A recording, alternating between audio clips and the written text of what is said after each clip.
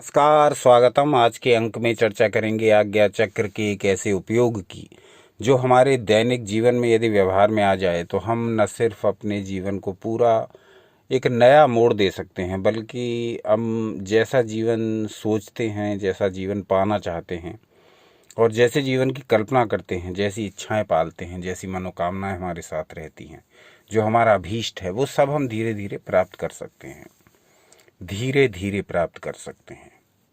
ये कोई चमत्कार नहीं है, ये वो प्रक्रिया है जिसको समझ करके और अपना करके हम अपने जीवन में परिवर्तन कर सकते हैं, शारीरिक रूप से भी, मानसिक रूप से भी, भावनात्मक रूप से भी और आध्यात्मिक रूप से भी। तो एक ऐसा प्रयोग है जो संसारियों और मुमुक्षुओं दोनों के लिए लाभकारी है। इस संसार में रहते हुए हमें जो जो चाहिए वो भी आप इस प्रयोग से पा सकते हैं, और इस संसार के पश्चात या इस संसार में रहते हुए भी यदि दैवी शक्तियों से संपर्क साधना चाहें, यदि इष्ट की कृपा प्राप्त करना चाहें, तो भी ये आज्ञा चक्र का प्रयोग बहुत लाभकारी रहेगा।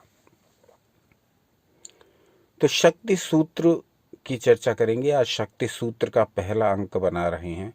आप अगर कमेंट्स करके बताएंगे तो शक्ति सूत्रों पर विस्तार से वीडियो बनाएंगे। यहाँ बहुत कुछ दिया गया है हमारे समझने, जानने और प्रयोग करने के लिए। आश्चर्य की बात है कि शक्ति सूत्रों पर बहुत कम काम हुआ है। पतंजलि के योग सूत्र हों, शिव सूत्र हों, इनकी तो हमने व्याख्या सुनी है, प्रयोग सुने हैं, परंतु शक्ति सूत्रों पर बहुत कम काम हुआ है। हम शक्ति सूत्रों को एक एक करके लेंगे और देखेंगे कि कैसे ये व्यवहार में आ सकते हैं।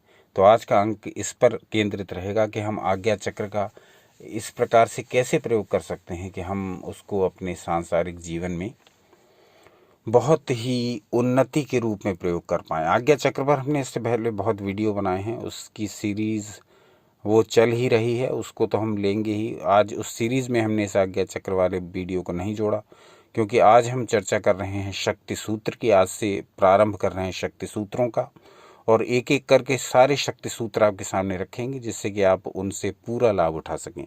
तो आज इसका पहला अंक समर्पित है आज्ञा चक्र को। सीधे विषय पर आते हैं। यहाँ आपकी स्क्रीन पर एक श्लोक प्रदर्शित हो रहा है, इसको ध्यान से देखिए, इसको समझ लेंगे और इसके पश्चात इसको अपनाएंगे। श्लोक है या कहना चाहिए सूत्र है, क्योंकि शक्ति सूत्र हैं। तो शाक्त दर्शन में इसका उल्लेख है। शाक्त दर्शन के 14वें अध्याय के 4थे पाद से लिया गया ये श्लोक है। कहा गया है ध्वनि माज्ञायाम, ध्वनि माज्ञायाम, यानी ध्वनि का ठहराव या निवास स्थान आज्ञा चक्र में है। ध्वनि, चाहे वो हम बोल रहे हों, सुन रहे हों, या किसी भी रूप में वो हमारे भीतर घटित हो रही हो,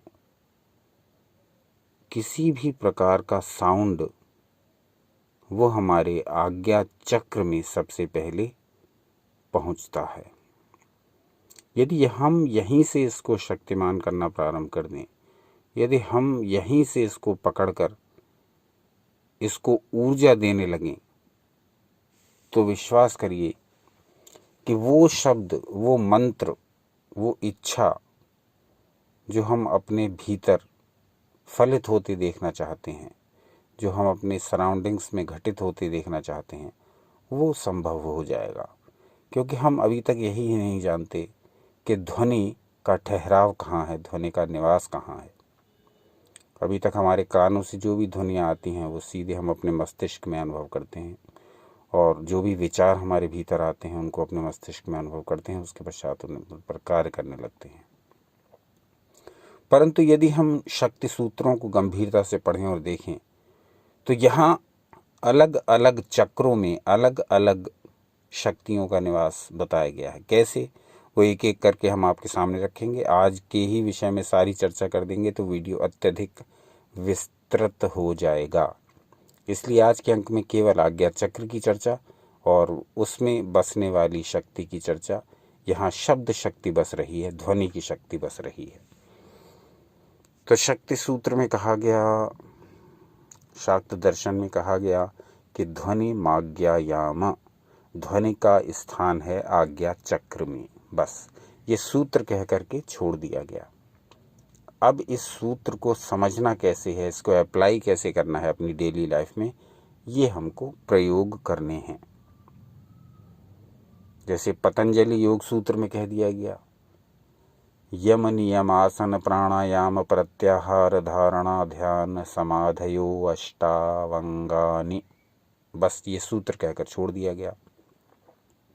अब इस सूत्र में कह दिया गया है कि योग के 8 अंग होते हैं। अब आप एक एक अंग को जानिए, योग के 8 अंग कौन कौन से होते हैं, और उन यम नियम आसन प्राणायाम प्रत्याहार धारणा ध्यान समाधि को फिर समझिए कि वो क्या होते हैं। आसन क्या होते हैं, ध्यान क्या होता है, धारणा क्या होती है, समाधि क्या होती है, ये यम नियम क्या होते हैं, प्रत्याहार क्या होता है, ये सब आपको स्वयं जानना पड़ेगा। सूत्र बता दिए जाएंगे, सूत्र आपको दे दिए जाएंगे, लेकिन वो सूत्र अपनाने कैसे हैं ये आपको स्वयं खोजना पड़ेगा। जैसे अभी उदाहरण दिया पतंजलि योग सूत्र में, उसमें 8 अंगों का वर्णन कर दिया गया है एक ही सूत्र में कि इसे अष्टांग योग कहते हैं, जिसमें यम नियम आसन प्राणायाम प्रत्याहार धारणा ध्यान समाधि आता है। अब आपको जिसका भी अभ्यास करना है उसके बारे में आपको जानकारी स्वयं करनी पड़ेगी। आसन क्या होते हैं, कौन से आसन मुझे करने हैं, ध्यान में कैसे लगाऊंगा, धारणा क्या होती है, यम नियमों का पालन कैसे करूँगा, यम नियम होते क्या हैं, ये सब मुझे स्वयं का पता करना पड़ेगा। तो सूत्र हमारा मार्गदर्शन कर देते हैं, प्रयोग उन पर हमें स्वयं करने पड़ते हैं। ऐसा ही शाक्त सूत्रों के साथ भी है, इसमें संकेत दे दिए गए हैं, अब उनको प्रयोग अपने ऊपर अपने आप करिए। बातें सब बता दी गई हैं, बस उनको अप्लाई करना है अपने ऊपर स्वयं से। तो शक्ति सूत्र का ये जो छठा श्लोक है, छठा सूत्र है, ये शाक्त दर्शन के 14वें अध्याय के पाद 4 से लिया गया है। अब हम इस प्रयोग को जब करें तब अपना पूरा जीवन बदल सकते हैं इसी एक सूत्र पर आधारित करके, क्योंकि यहाँ कहा गया कि ध्वनि का निवास स्थान आज्ञा चक्र में है। अब हमें हर उस ध्वनि के प्रति अवेयर हो जाना होगा जो हम अपने भीतर लेते हैं। हो ये रहा है कि जितनी भी ध्वनियाँ प्रातःकाल उठने से लेकर के रात में सोने तक हमारे भीतर जा रही हैं, उसमें 90% निगेटिव ध्वनियाँ होती हैं। अगर हम न्यूज़ देख रहे हैं तो उसमें दुनिया भर की जो न्यूज़ आ रही हैं उसमें से ज़्यादातर निगेटिव हैं। यदि हम किसी से बात कर रहे हैं और वो दूसरे की बुराई कर रहा है तो वो निगेटिविटी हमारे भीतर आ रही है, वो सारी आज्ञा चक्र की एनर्जी को डिस्टर्ब कर रही है। तो नकारात्मक ऊर्जा जितनी हम अपने भीतर भरते जाएंगे उतना ही नकारात्मक हमारा शरीर बनता जाएगा, उतना ही हमारे ऑरा की नेगेटिविटी बढ़ती जाएगी। तो बस इस सूत्र में जो दिया गया है उसके आधार पर सतर्क हों, उसके आधार पर अवेयर हों कि भीतर क्या ध्वनियों का प्रवेश हमें करना है। अधिक से अधिक शक्तिशाली मंत्र, अधिक से अधिक शक्तिशाली अफर्मेशंस, मैनिफेस्टेशंस करिए, सुनिए, पढ़िए, बोलिए, जिससे कि आपके आज्ञा चक्र की ऊर्जा निरंतर बढ़ती रहे और वो आपके जीवन को एक नई दिशा प्रदान करे। तो ध्वनि का स्थान आज्ञा चक्र है। इस आज्ञा चक्र का प्रयोग कैसे करें अपने जीवन में सफलता के लिए, इसको ही अब वर्णित करेंगे। तो आज्ञा चक्र का क्या ये उपयोग भी हो सकता है? निश्चित ही हो सकता है, यदि हम थोड़ा सा ध्यान दें, अवेयर हो जाएं, प्रयोग करें। कैसे ये प्रयोग करने हैं? कुछ प्रयोग तो ऐसे हैं जो आपको प्रतिदिन करने हैं और किसी भी समय आप उसे कर सकते हैं, उसका कोई नियम बंधन नहीं। जब भी समय पड़े, जब भी अवसर पड़े, जब भी मौका आए, तब आप उस प्रयोग को कर सकते हैं। वो प्रयोग क्या है कि किसी भी प्रकार का गीत संगीत जब आप सुन रहे हैं और उनमें से कोई आपको विशेष अच्छा लग रहा है, कोई विशेष आपको तरंगित कर रहा है, कोई विशेष आपको उद्वेलित उत्साहित कर रहा है, तो उसको अपने आज्ञा चक्र में आने दीजिए। यानी कि जब वो आपके कानों में ध्वनि आ रही है, गीत संगीत भजन मंत्र किसी की भी, तो आप ये अनुभव करिए कि ये मेरे कानों द्वारा होती हुई मेरे आज्ञा चक्र में जा रही है। केवल चूजन ध्वनि, चुनी हुई ध्वनि, जिसको आप चाहते हैं कि ये ध्वनि मैं बार बार सुनूं, ये ध्वनि मुझे बार बार सुनने को मिले, और आपको वो किसी भी प्रकार से अच्छी ध्वनि लगती है, चाहे वो किसी की बोली हो, चाहे वो गीत संगीत हो, चाहे वो मंत्र हो, चाहे वो भजन हो, चाहे वो किसी भी प्रकार के पाठ हों, जब भी आप उनको सुन रहे हैं तो ये अनुभव कर लीजिए चलते फिरते भी कर सकते हैं इसको। इसमें ये नहीं है कि आपको बैठ करके ही करना है।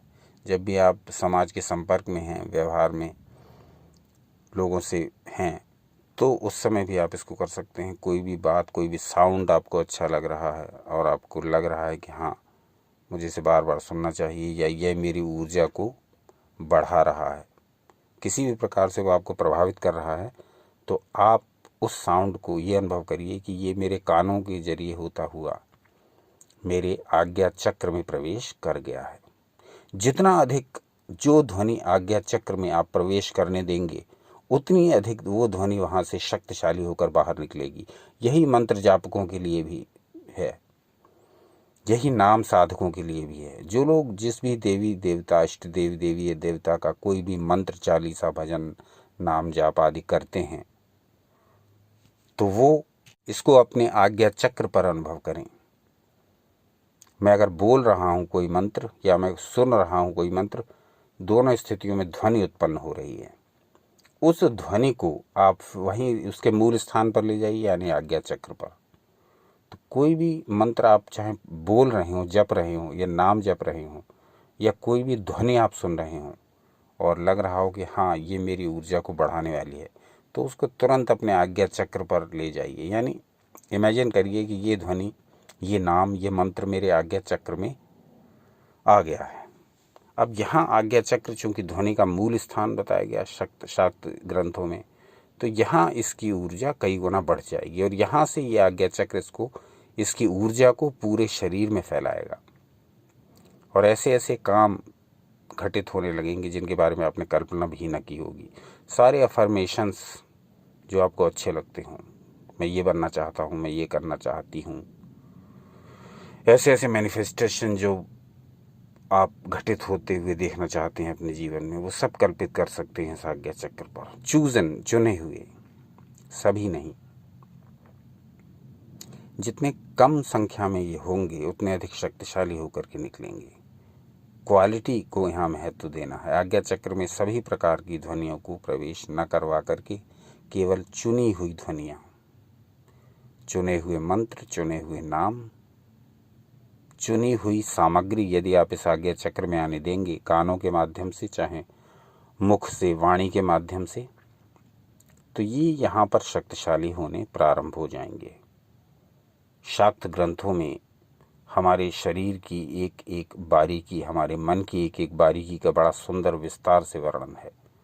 कौन से चक्र में कौन सी शक्ति निवास करती है, इसका बड़ा विस्तृत, बड़ा बारीक वर्णन है शाक्त ग्रंथों में।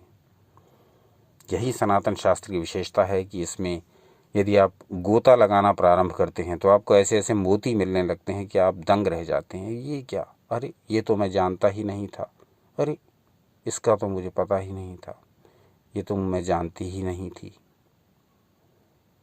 तो ऐसा है ये सनातन का भंडार शास्त्रों का। जितने भी शास्त्र हम देखते जा रहे हैं उनमें से ऐसी ऐसी बातें निकल कर के सामने आती जा रही हैं जो न किसी ने कहीं, न पढ़ी, न बताई। लेकिन चूंकि जैसे जैसे आप समुद्र में गोता लगाना सीखते हैं, आपको कुछ न कुछ नया प्राप्त हो ही जाता है। ऐसा ही है इस सनातन शास्त्रों का समुद्र। तो करना क्या है, जैसे अभी बताया, एक तो ये वैसा नियम है कि इसमें आपको जो भी ध्वनियाँ प्रतिदिन आपके संपर्क में आ रही हैं समाज में व्यवहार करते हुए, उनमें से चूजन ध्वनियों को, चुनी हुई ध्वनियों को आप अपने आज्ञा चक्र पर अनुभव करिए। एक तो प्रयोग हुआ ये, इसमें सभी प्रकार के मंत्र आ जाएंगे, सभी प्रकार के ऐसे पाठ आ जाएंगे जो आपको पसंद हो, जो आपको ऊर्जा देते हों। सभी प्रकार के नाम जप आ जाएंगे इसमें, जो आपको पसंद हो, आपके इष्ट देवी देवी का नाम, वहाँ को आपको अपने आज्ञा चक्र में उसको स्थान देंगे। जो बनना हो, जो पाना हो, ऐसे भावना, ऐसे विचार निरंतर स्थान देंगे। 20 दिन में किसी भी समय, रात्रि में किसी भी समय इसको दे सकते हैं। ऐसी भावना आज्ञा चक्र में करके अपनी जो मनोकामनाएं हों, आपकी जो आपकी इच्छाएं हों, चाहे वो इच्छाएं त्वरित आप पूर्ण करना चाहते हो, कुछ ऐसी होती हैं जो त्वरित आप पूर्ण करना चाहते हैं, और कुछ दीर्घकालिक इच्छाएं होती हैं जो आप लंबे समय में पूर्ण होते हुए देखना चाहते हैं। मेरे पास ये होगा एक दिन, मेरे पास वो होगा एक दिन। तो त्वरित इच्छा हो, जैसे तुरंत फलदायी, जैसे कि आपने अभी एग्ज़ाम दिया है और 10 दिन बाद रिज़ल्ट मिलने वाला है, तो वो त्वरित इच्छा मानी जाएंगी कि मेरा रिज़ल्ट अच्छा आ जाए, मैं अच्छे अंक लाऊं। और दीर्घकालिक वो हो कि मुझे जॉब मिल जाए। तो त्वरित इच्छाएं हों या दीर्घकालिक हों, दोनों ही स्थितियों में आपको ये प्रयोग लाभ दे सकता है। आप अपनी मनोकामनाओं, इच्छाओं, त्वरित हों चाहे दीर्घ हों, उनको भी यहाँ इस आज्ञा चक्र में बार बार भावना देते रहिए, बार बार उनको दृढ़ करते रहिए अपने मस्तिष्क में। यहाँ से आज्ञा चक्र में दी गई जो भावनाएं हैं वो निश्चित ही इतनी बलशाली हो जाती हैं कि आप उससे बहुत लाभ प्राप्त कर सकते हैं। बहुत से लोग अपनी बुरी आदतों, दुर्व्यसनों, नशे, जुए,